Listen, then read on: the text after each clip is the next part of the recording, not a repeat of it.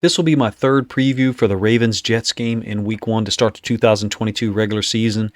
And if you haven't listened to any of my previews or any of the videos I've put out in the last couple of weeks, I think it's going to be an interesting one. I think it's going to be a game that's closer than a lot of people surmise. I think the Jets' talent upgrades are obvious.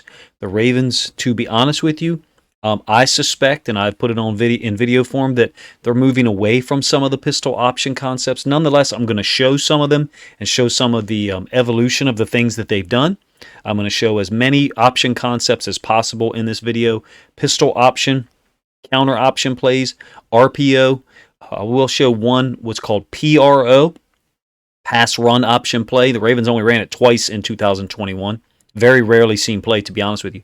And then at the end, I'll show some gap scheme option read plays that the Ravens run out of what I call A gun and B gun, where the running back is next to the quarterback as opposed to being in the pistol, which is going to be like the first play that you'll see here. So just so you have consistent terminology, this is a pistol set from 2019, and you'll get an option read play to the top side of the screen. It's called inside veer. And it's going to be a great play by Chris Jones. Not everybody can do this, to be honest with you. Most of the time, even an NFL DN or 5 technique outside linebacker is going to be limited to either giving the quarterback a give read or a keep read. Chris Jones actually gives Lamar both of these reads on the same play. You can see that it's a great tackle. I think this is a 3rd and 4. And what Jones is going to do on the snap, he's going to go upfield and then kind of tee this back in. So coming upfield, that is a give read for Lamar. And if you don't know it, this H-back tight end here, Nick Boyle, pre-knee injury Nick Boyle, he's also reading Chris Jones. So you can see when he reads Chris Jones go upfield, he jays inside to go get the front side inside linebacker because he knows it's going to be a give read. Him and Lamar Jackson are reading the same thing. You're going to get the end zone angle here in a moment just to confirm it. Pre-snap, you'll see that Nick Boyle is looking right at Chris Jones. And Chris Jones and one other guy in the NFL are people I have seen do this, and they don't do it every play. The other guy is TJ Watt. You can see Jones has come upfield. Lamar's face mask is not looking right at Chris Jones. He doesn't need to. That's actually not the way it's taught on these plays. He's looking, out of like 30 degrees of his eye, and he's reading Jones come upfield, so he's like, oh, this is a give read. So then what Jones does, Jones understands the concept when he's unblocked. He understands what the play is going to be when he's unblocked. So he tease it back inside, think 90-degree angle, put his outside foot in the ground, and then go make the play. Not everybody can do that, clearly. It's a way to mess with the read of the quarterback, and it's one of the things that I have talked about. The really savvy DNs do this later in the game, TJ Watt, Chris Jones, to mess with Lamar's read after they've already established a give read most of the time. Raiders, Week 1, 2021. Raiders are a 4-3 team, which is called an even front. And you can see to a 3-man surface, they're playing their DN, in this case Max Crosby, inside of the tight end. This is still inside veer, even though it kind of looks like outside veer. I'll briefly talk. First of all, it's a great juke by Lamar Jackson, getting past KJ Wright, who, I know he's getting up in age, but he's still a fantastic player last year. He did a nice job for them. So inside veer typically would mean you have a 9 technique outside of the tight end, and you're running inside of that player, and you're getting a down block by the tackle, maybe a down block or an inside release by the frontside guard, and then the tight end could, veer release it out to go get a pitch player, or the tight end could release inside that 9 technique and go get the frontside inside linebacker. In this case, the DN Max Crosby is inside of the tight end. You can see that Pat Ricard takes him down. Well, now, if Lamar is reading anything, the only read he has is KJ Wright. I'm not too sure that he actually is reading that. I just think he sees the entire side get collapsed down, nothing but green grass, and he's got space between him and KJ Wright. KJ Wright's got to force him inside there, guys, just so you know. You don't want to let Lamar Jackson get to the sideline. End zone angle, you'll see the same play. And just take note of Max Crosby being in what I would call a 7. Some people call it a 6-eye. And then Lamar's face mask. Again, not looking exactly. You don't see his face mask looking exactly here. He's looking at it out of like 30. I've heard it talked about as if he's looking at 30 degrees out of his eye. Kind of lose the screen there, but you see that it's a great juke by Lamar. Pistol option or inside veer. All right. Slight different variation of this. Some people have actually had discussions with this. A couple of my friends Still call this inside veer. I call this midline, but you're reading a 5 technique. But in this case, it's the D tackle, not the outside linebacker. The outside linebacker is going to come into the screen here in a moment when Hayden Hurst comes in here. I'm not sure who that outside linebacker is. It might be Van Noy. Just so you know, at this point in the 2019 game against the Ravens, the Patriots have 3 outside linebackers on the field. All right, there's 2 of them, and here's the third. In this case, they're not going to read any of them. They're reading this D tackle, but he's lined up in a tight 5. I still refer to this as midline, to be honest with you, but I know other people refer to it as inside veer because the tackle is fan releasing this. Orlando Brown, he's fan releasing this out to the 9 technique or the outside linebacker. Watch it again. We're talking about Orlando Brown, the right tackle here. Ravens don't run that play a whole lot. Lamar's reading this D tackle. I think it's Lawrence Guy, used to be a Raven. Frontside inside linebacker is coming down on Gus Edwards as well. So Lamar keeps it, follows Nick Boyle, who cuts Hightower. Huge gain. Lamar almost takes to the house. I call it midline. Other people call it inside veer there, so it's a slight variation. Diamond formation. I'm not sure that you're going to see a ton of this, to be honest with you. That is Mark Andrews in the backfield, which the Ravens rarely do now, even though this is early in 2021, and you can see that he's back here with Pat Ricard, and a second tight end, Oliver, is over here to the right. Lamar's reading the D end on the offense's left, the defense's right. And you'll see 2 guys go with, or one inside backer goes with the dive, 54 here, and Lamar reads this as a keep. Now it looks like Ricard is reading this as a give. They're both reading the same thing. And if the Ravens run this, and it's your first time watching them, then you'll be able to maybe understand some of these plays. Ricard and Lamar are both reading this D end here. It looks to me like they read it differently. Looks to me like Ricard reads this as a give because he J's inside here to go get the frontside inside linebacker. But just to be honest with you guys, there are times where I suspect Lamar is reading the linebacker and not the D end. It seems like they switch up the read at times. I would guess that maybe 30% of the time he appears to be reading a linebacker. All right, one of the things about the pistol option that a lot of us have criticized is it's very predictable. If the quarterback opens to this side, you're generally getting the option with the running back to the same side. Quarterback either gives it or keeps it, and then if he keeps it, runs around the edge to the same side. So what the Ravens have had to do over time is utilize the counter option more. Still isn't a fantastic play for them, to be honest with you. And I'll go over that from the end zone angle. You can kind of see it here. That's Chris Jones on the right here, tackling on the backside. Watch where he comes from. Chris Jones right here in a 5 technique, outside of the left tackle, Alejandro Villanueva. He's going down to take the running back, so he just chases. He just chases his key, which is the tackle, to his inside. Get the end zone angle to see what I'm talking about. So you're going to get a pull by Villanueva. And Jones is just going to chase down the line. Now, it's still a decent gain, don't get me wrong, but the counter option play isn't infallible, even though the second part of it has been pretty devastating for the Ravens at times. The second piece of this would be Lamar keeping it, and the H-back or fullback, in this case Ricard, looping to the outside. I'm not going to show you one of those plays. Just know that they are there. It is a part of the offense that has been incorporated really since the Colts game in 2020. That was when I felt like I first started to see it the most. Okay, RPO game. Let this play run. Let you guys see it. Run, pass, option. Pre-snap, Lamar could have made a read to just go ahead and throw the football. It's a short game. He could have made a read. That happens at times. Sometimes there's not a real mesh. All right, but the design of it, the way the Ravens do this is you normally get a snag route by the number 1. You normally get this guy in motion running out into the flats. So there's your pass options. That's the second piece of the read. And then the first piece is the running back crossing the Lamar's face.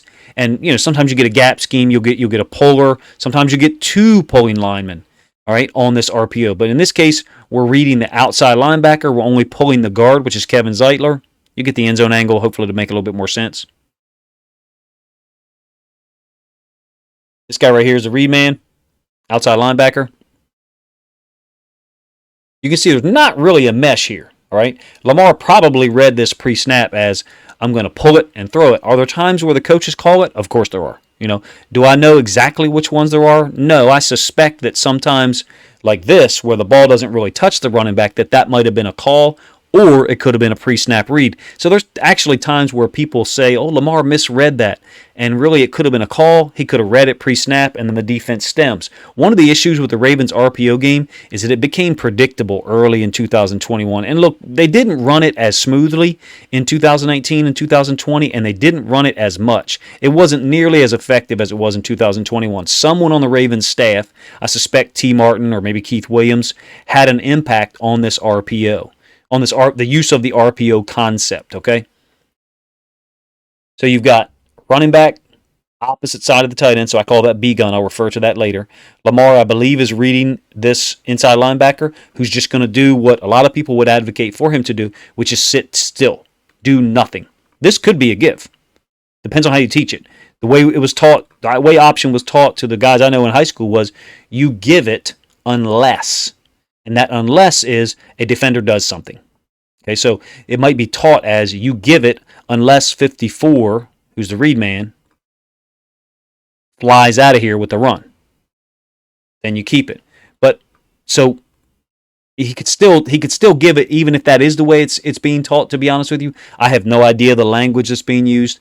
What I do know is it was so predictable that teams by week 4, here's the Colts, and then the following week, week 6 or week 5, against the Chargers, became extreme. This is actually, I got that backwards. This is week 5. The Chargers are week 6. Became extremely aware of the circumstances that led to an RPO. And if you're a new fan watching the channel and you want to be aware of it, here it is. Anytime the Ravens have twins, which is 2 receivers on the same side as the back. Okay, so here's the running back. That is a trigger that this could be an RPO. All right. Now, if you go back to that Broncos play that I showed you, they didn't have that initially. The running back was on the opposite side. He was on Lamar's right. But what they did was motion Marquise Brown across to get 2 receivers over there. So that was just Greg Roman and the offense's way of trying to not tip their hand pre-snap about what was happening. Look at this DB, inside leverage. Why? Why? Because the play I just showed you from 2 weeks earlier, maybe 3 weeks earlier actually, against the Chiefs, what happened? The linebacker 54 that I showed you sat still. Marquise Brown ran and sat in that vacated space that 54 didn't expand to because he was sitting. He knew he was the read man. He was trying to make Lamar hesitate. In this case, that guy plays inside leverage, takes away that slant. The second part of this is, like, I think a little late developing in route by Duvernay. We don't really get any good blocking out here on the edge at all. Lamar tries to scramble, and you get a great play by this corner outside. You'll see the end zone angle, I believe. Forgive me. Next week against the Chargers, it became so predictable. Watch what the Chargers do with this player, and this safety. Same formation. 2 backs, same side as the running back. It's a great move by Rashad Bateman, and I've talked ad nauseum. If Ravens fans are still watching, like, they've seen me break this play down in multiple plays, this play multiple times, so forgive me. But they understand, they being the Chargers, that you've got generally this route here to take care of, and this one. Simultaneous to that, there is the threat of Lamar keeping the football and then running, but that is not one of the main elements of the play. An RPO is not designed to be a run for the quarterback. That's a misnomer. So what they've done is if Lamar is reading this inside linebacker, he's going. Remember 54 for the Chiefs that I showed you, the first one? He sat still. This is an inside linebacker. You'll see the end zone view in a moment. This is an inside linebacker. He takes off. So he took off with the run. What read is that for Lamar? Pull it and throw it to someone. And now his eyes are out. You can see his eyes are out here. Well, this guy is in the same position that Chargers DB was. Inside leverage of the receiver, taking away that slant. You've got another safety back here to take away a deep route, because there is another pass play that the Ravens run out of this, that's deeper, but it's not at a B gun. B gun, just so you know, is when the running back is on the opposite side of the tight end. In this case, Ricard is lined up as a tight end, even though personnel-wise he's a fullback, and he would be treated as such. So they became predictable because they didn't run that many plays out of twin slot B-gun or just twins B-gun. Just so happens they got a guy named Rashad Bateman who can make people miss. You guys will see more about him after week 1, most likely. Pretty talented player. Didn't get a lot of playing time, or didn't get a lot of opportunity because he was out for the first 5 weeks. There's the inside linebacker Lamar is reading. and you're going to see him go with the running back. This is a stunt. This is a call. They're forcing Lamar to give the football because they know the play that's coming. They understand the concept that's coming. What do they get out of it? They get a D-end, or excuse me, a safety right in Lamar's face, who actually does make contact with him here in a moment. So they forced Lamar's hand immediately because of the predictability of the offense, of the formation. They understood what threats were there based on the formation. So the Ravens' RPO is effective. Lamar reads it well. However, it became predictable pretty early in the season. By week 4 or week 5, I believe NFL teams were aware of the circumstances from which the RPO was generally run. All right, vastly different play, even though it sounds similar. PRO, pass run option. I didn't coin that phrase. That was coined by someone else who watches the channel. This looks so easy. I don't know why it wasn't run more last year. So this is the opposite of what I just showed you. First, you have 3 receivers lined up here, right? You have a fullback lined up to the top side. I think that's Ricard. We'll see from the end zone angle here in a moment. What's going to happen on the snap? The pass run option does not include this running back. He's a decoy. He's a decoy designed to just get out on the edge and be an extra blocker if Lamar keeps it. Here's your first 2 options. The receiver and Mark Andrews. And they're running out the snag concept. So snag is the number 1 receiver checking up like that, and the number 2 receiver, which is Andrews, running into the flats. You'll get a better view of it from the end zone angle. If you don't believe me that this is all a read, you'll be able to see Lamar's helmet. On the RPO, you have to look at your read. It's not like the pistol option at all, where you want to kind of not give away to that DN that you're reading him. Lamar has gone through this read and this read this quick. Now he takes off. Look at all the lead blockers he's got out in front of him. This is ridiculously easy. This is a concept that could and probably should have been run more. I'll pause this a couple of times so you can see it. There's the 2 routes developing to the offense's left, to our right on the screen. He's gone through the progression. Neither one of them's open. Look at all the lead blockers throughout. I'm not sure what Tyson Williams is doing. Tyson Williams is jogging for a minute. But you got numbers out here for real. It's a PRO, pass run option. Not sure how many times it'll be run in 2022. Certainly think that more teams should be running stuff like this, particularly at, in college, high school, youth football, where there's not as much apprehension to letting your quarterback run. Only going to show you one of those plays, but I thought it was instructive, and hopefully you enjoyed it if you've watched this long. All right, a couple of gap scheme option plays, and then we'll be done with this video. I didn't intend for it to be long. Power read. So you're blocking it like power, except they're reading the guy that would normally get kicked out. I'll show you. It's a nice touchdown run by Latavius Murray, who had some nice moments for the Ravens last year. Normally on power, that player right there is going to get a kick-out block by the fullback, and the backside guard is going to pull and wrap like that to frontside inside linebacker. And then the running back is going to go on his path inside of the kick-out block, but following the guard on the pull. Let it run one time through so you can see it here. Instead, they're reading that D-end. He's not being blocked at all. Ricard is looping outside of him because it's inverted power. This running back is crossing face to go toward the sideline. If Lamar keeps it, he would be the guy running behind the pulling guard, as opposed to the running back going behind the kick-out block by the fullback and off the hip of the pulling guard on power typically. So this is one that I suspect he's reading the inside linebacker for real. What you're going to get is this DN go down violently at a severe angle, and then a gap or scrape exchange by this inside linebacker. That makes sense. That's the way you should place a lot of these. But however, to me, that would illustrate that this should be a give read. This D-end is running down, and I'll pull it back to the all-22 so you can see it. You can see the angle, because from this angle, it kind of looks like he would tackle the running back. The running back's path is outside. This is one where I suspect Lamar might be reading the inside linebacker, and the guard is reading the D-end. I have suspected that for a couple of years. Can't really prove it, to be honest with you, because I don't have the Ravens playbook. Certainly works out in their favor. I'll pull this back to the all-22 angle in a moment. You're welcome to comment and let me know, what you think of the way I broke that play down, what you think they actually might be reading. Here is the all-22, and the aforementioned DN that we're talking about has his hand in the ground right here. Watch how violently he goes down here at an angle and how this guy scrapes over the top. I suspect that Lamar may be reading this inside linebacker and the guard is reading the D end.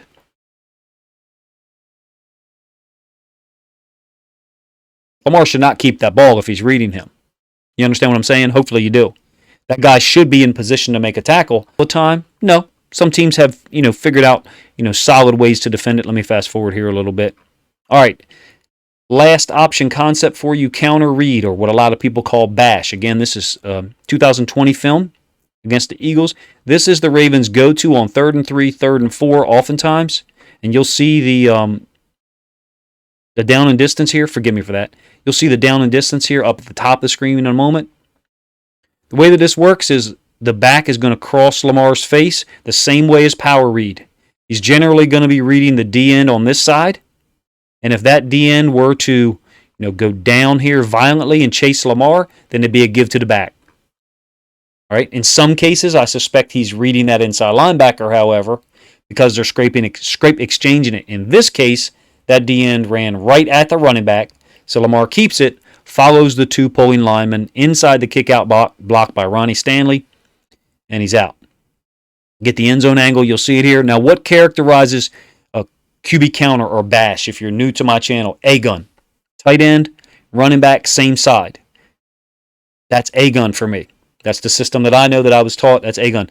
B-gun would be the running back on this side. That's not counter read. That would be power read. Ravens really kind of give it away, but it's kind of difficult to run those plays if you don't have that. It's kind of difficult to run this concept if you don't have this extra blocker. So again, if Andrews had stayed over here, that's power read.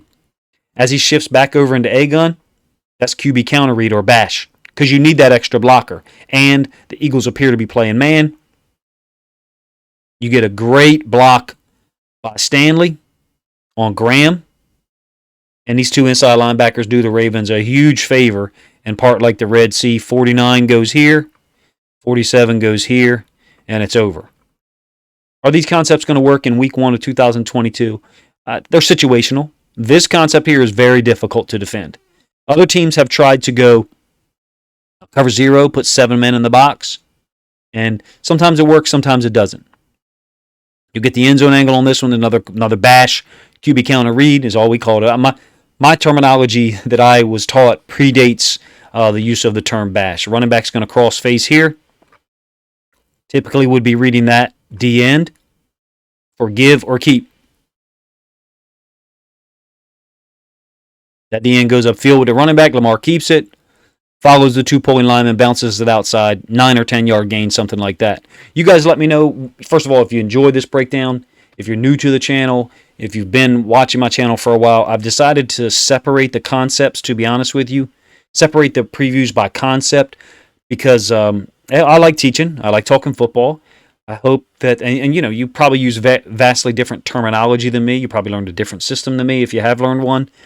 This is the system that I learned, which gives me the ability to communicate, hopefully quickly and succinctly and effectively to you guys. And show the way that the Ravens use the option game. Having said all that, I think it's entirely possible that the pistol option plays are going to be cut in half. I think the Ravens' passing game concepts, particularly their use of the RPO, is going to expand. And they've got to get less formation-based. So they've got to be able to run multiple different concepts and different types of plays from the same formation. Haven't really talked about formations here. I will do so later. I've got one other Jets video to try to finish up tonight before working on a video on Joe Flacco and what he might bring to that game for the Jets. Let me know what you guys think of this video in the comments section. If you haven't subscribed to my channel and you enjoy the content, please consider doing so now.